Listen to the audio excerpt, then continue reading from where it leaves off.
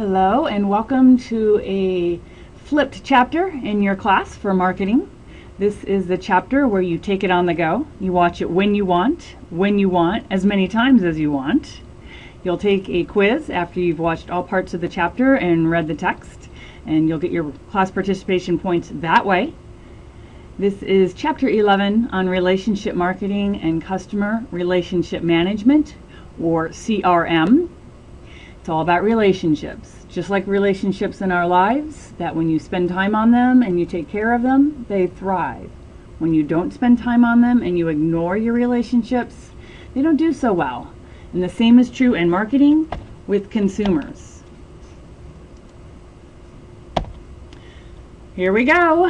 The shift is from transaction-based marketing to relationship marketing. Transaction-based marketing is just going in, getting your product, getting out. Sell something now. And the shift is coming away, and has been for decades, from product or production-oriented marketing, where the emphasis was on individual sales and transactions. Relationships are rare or non-existent. There's limited communication, and there's no ongoing relationship. I, for the most part, think of the example of, gosh, my stomach is upset and I need some Pepto-Bismol. I'm going to run into the nearest gas station and get some. I don't really care that I have a relationship with them. I just want to solve a problem. I don't care that the person talks to me. Our second point is the shift towards relationship marketing, where you become an advocate for the product or the service.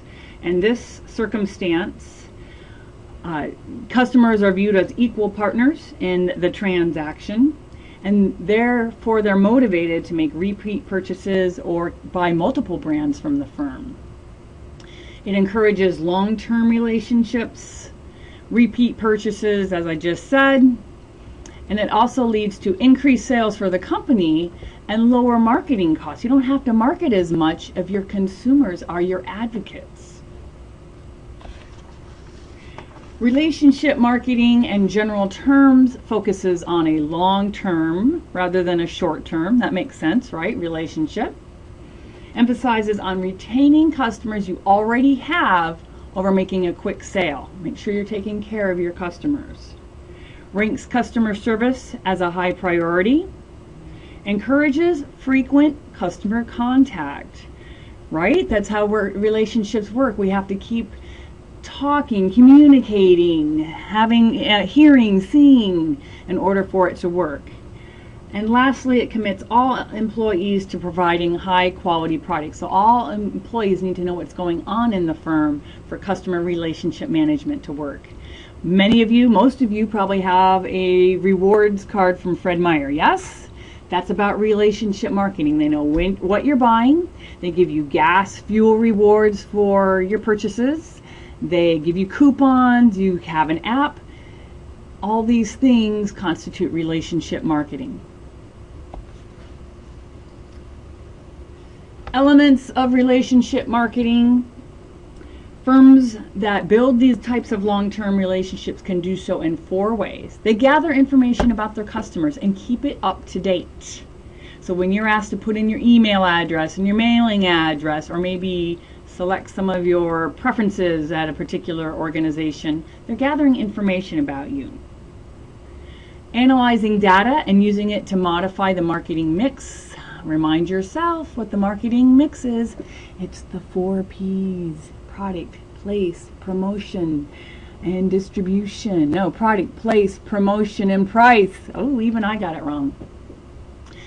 Thirdly, monitoring interactions with customers and determining, are your customers satisfied or are they dissatisfied?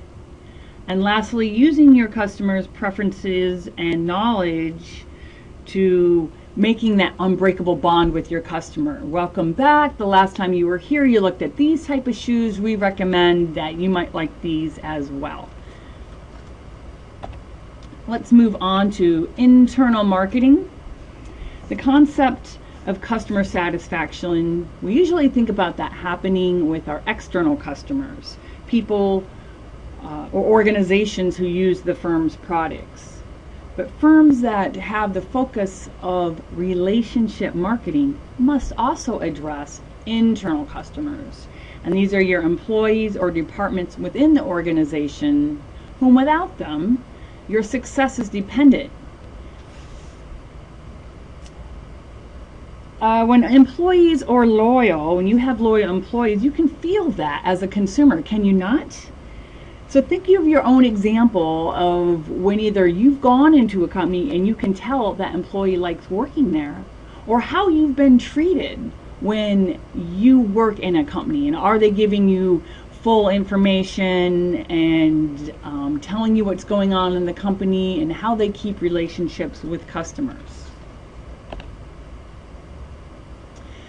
All right, here's our first table from your chapter, table 11.1, the 3 levels of relationship marketing. So in theory, marketers want to move consumers throughout the levels, starting at level 1 and going to level 3.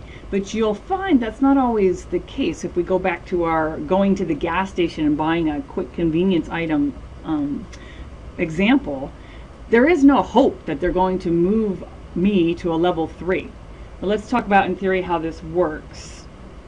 And then you can go ahead and look this chart up in your book, but I'm going to move on the slides and show you more in detail. So level 1, the focus is on price.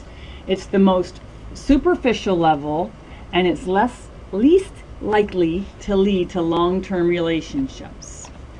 Marketers rely on pricing to motivate customers, or I'd say in my gas station example, convenience. And the issue here is that competitors can easily duplicate pricing benefits. Very common in the fast food market. For example, if Big Macs or if McDonald's is having a 2-for-1 Big Macs, Burger King can do the same thing and pretty darn easy. If there's a 99-cent menu, or I hear it's a $1.29 menu in Alaska, competitors can easily do that. So the focus is on price, but the problem is it's easily replicated. Level 2 is social interactions. The second level introduces a social feature and is less superficial than our first level. Customer service and communication come into play here. They're key factors, and you want to develop that social structure. And that social structure can take place in many forms, from things like chatting it up when you come into the store. If you've ever been to Northern Vines here in Fairbanks, it's a wine store. Their niche, or what they do well, is that it's a mom and pop store, and they're going to chat it up and talk to you about the wines and the cheeses and the chocolates that they have. It can also take place if you get birthday cards or holiday cards from an organization, or maybe they call a follow-up phone call if you've done some work with them. The third level is the interdependent partnership. So now there's a structural transformation where the buyer and the seller are true business partners. So I'm going to use my example here of Starbucks. Let me find that.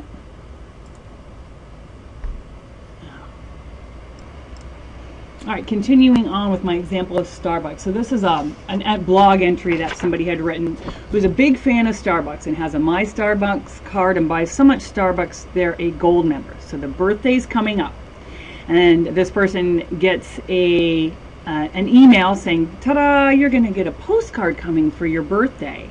And the postcard is redeemable for a free drink of your choice.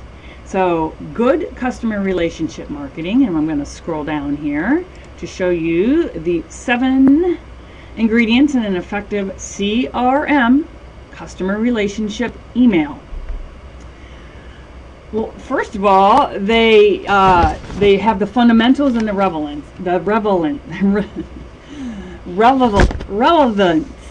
Pardon me, it's just like class. That they know who this person is, they know they're a gold member, and that you use this card frequently. So that's probably why you're receiving this email.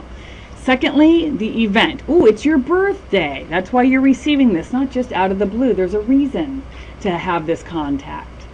Multi-channel, the email saying, guess what? There's something coming. So there's different channels coming for the same message. It's a birthday card or envelope with a gift card in it that's coming in the mail, and I'm telling you by email. Multi-purpose. We're going to acknowledge it's your birthday and give you a free drink, but we're also asking you to share. We're asking you to take this opportunity to update any personal information. Have you moved? Has your cell phone changed? Continue that sharing in step 5 by focusing on the customer. So promoting that not only Starbucks, but it's the birthday. Some other great content for effective CRM is crowdsourcing. So they encourage this person to go onto the My Starbucks idea site, and that's a site for people who just love Starbucks and want to share ideas. How perfect is this for Starbucks? There's a site where they can go to that the Starbucks nation is telling them what they want. We want to see this food, that drink, yada yada. And lastly, of course, social media is going to come into play, and asking the person to share this on Twitter and Facebook.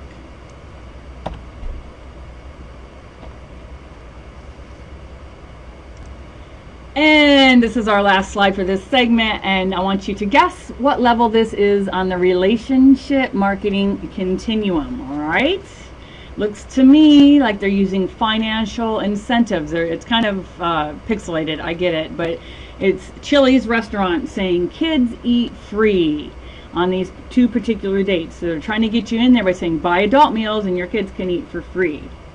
So if you haven't guessed, this is level 1, because it's using financial incentives, and plus it's easily copied. Chili's isn't the only one who thought of this. Denny's does it, Applebee's does it, and Johnny Rockets does it. All right, we're good to go for your first section of Chapter 11. Stay tuned for more.